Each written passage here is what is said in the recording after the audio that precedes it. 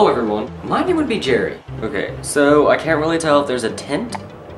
I hope not. Okay, so the main thing that I want to talk about. Today, I had to go to the orthodontist. And of course, just like everyone else, I hate the orthodontist. Well, actually, that seems a little bit harsh. I strongly dislike the orthodontist. There we go. Now, when I got to the orthodontist building place thing, I walked in, gave him my last name, and proceeded to the waiting room. After a little while, this lady called me up, the orthodontist lady. Okay, so first of all, I sat down in the chair. And then, of course, the orthodontist lady had to press that button with her little finger, and the chair did this. So then I was lying completely flat. And then this orthodontist lady sits down in her little wheelie chair stool thing, and her goal was to mess up my hair. Or at least that's what I think it was, because she kept rubbing against the side of my head around the top of the chair. So it was just like this. So, how's your day going?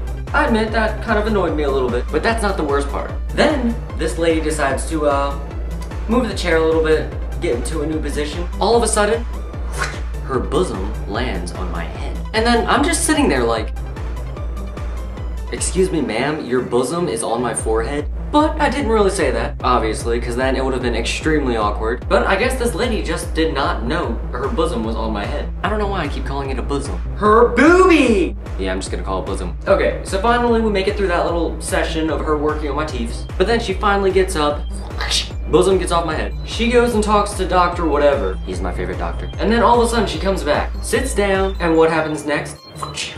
Double bosoms on my head. Like seriously, does this lady not have any feeling in her boobs? Excuse me ma'am, there's a 90% chance your boobs are about to poke me in the eye. Like just put those suckers away. And it was really awkward because she was on the older side. I don't know why I pointed that way, I guess the left is the older side. But I mean, come on lady. If I really wanted you to do that, I'd give you $1 to put your boobs on my head.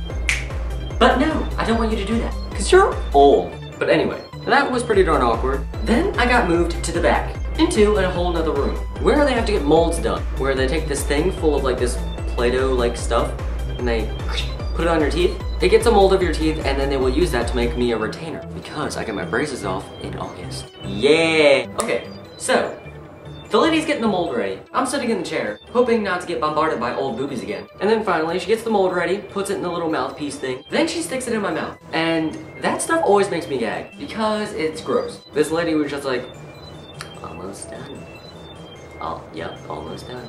Yeah. After 5 minutes of saying almost done, I think you might be lying. But then finally, the whole ordeal with the orthodontist was over. And then, of course, as a reward for being such a big boy at the orthodontist, I asked my mom to stop at Burger King. Oh yeah! Okay, end of that story. Okay, well the next thing that I want to bring up, since this is just a random video, the way British people say words.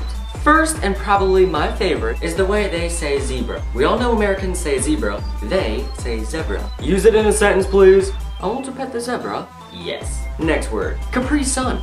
The little pouch strings. Americans say Capri Sun, they say Capri Sun. What the heck are you thinking? Hilarious. And there was a third word, but I can't think of it. Okay, well, it was nice talking to you. Thank you all for watching. Bye.